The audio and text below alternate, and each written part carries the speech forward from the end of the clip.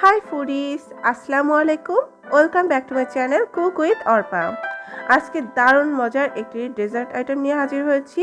এই ডেজার্টটি রসমালাই থেকে কোনো অংশে কম যাবে না। সবাই কিন্তু অনেক পছন্দ করবে। ঠান্ডা অথবা গরম যে কোনো অবস্থাতে এটা সার্ভ করতে পারবেন। আর বানানো খুবই সহজ, মাত্র 2 মিনিটে এটা তৈরি হয়ে যাবে। কি অবাক হচ্ছেন তো? তাহলে চলুন শুরু করা যাক। দেখে নিই কীভাবে 2 মিনিটে এই ডেজার্টটি তৈরি করা যায়। ডেজার্টটি তৈরি করার জন্য প্রথমে আমি এখানে 5-6 পিসের মতো পাউরুটি নিয়ে নিয়েছি। এটা ইনস্ট্যান্ট পাউরুটি বাজার থেকে নিয়ে এসেছি, আপনারা ঘরেও তৈরি করে নিতে পারেন। আর আপনারা যদি বেশি পরিমাণে তৈরি করতে চান সেই ক্ষেত্রে পাউরুটির পরিমাণও বাড়িয়ে নেবেন। এখন আমি এখানে একটা কৌটার ঢাকনা নিয়ে নিয়েছি আর সেটার সাথে পাউরুটিগুলোকে এভাবে গোল গোল করে কেটে নিলাম। সবগুলো কেটে একটা সাইডে রেখে দিলাম। অন্যদিকে চুলায় একটি প্যান বসিয়ে দিয়েছি, তাতে দিয়ে দিচ্ছি 1.5 কাপ পরিমাণ লিকুইড মিল্ক। এখন চুলাটাকে জ্বালিয়ে এটাকে নেড়ে চেড়ে একটু জাল করে ঘন করে নিতে হবে। তো এই পর্যায়ে আমি এখানে 1 চামচ পরিমাণ কাস্টার্ড পাউডার দিয়ে দিয়েছি, যাতে করে দুধটা একটু ঘন হয়ে যায়। এখন অনবরত এটাকে নেড়ে চেড়ে ঘন করতে হবে। আপনারা চাইলে এখানে কাস্টার্ড পাউডার অথবা কর্নফ্লাওয়ার 1 চা চামচ দিতে পারেন, আবার চাইলে এটা স্কিপ করেও দুধটা একটু বেশি পরিমাণ নিয়ে এটাকে ঘন করে নিতে পারেন।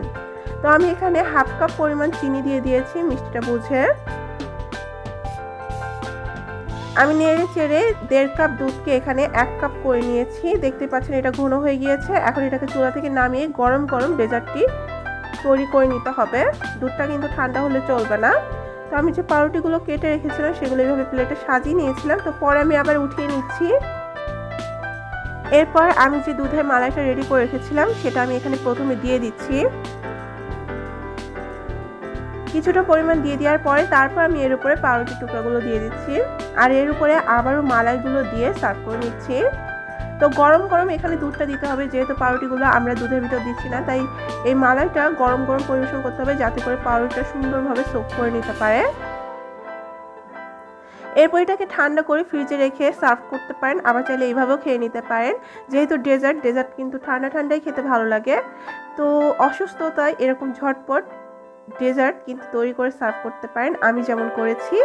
তো আশা করছি ভালো লেগেছে। ভালো লাগলে সাবস্ক্রাইব করবেন এবং ভিডিওটিতে একটা লাইক দিয়ে দেবেন। সবাই সুস্থ থাকুন, ভালো থাকুন। আল্লাহ হাফেজ।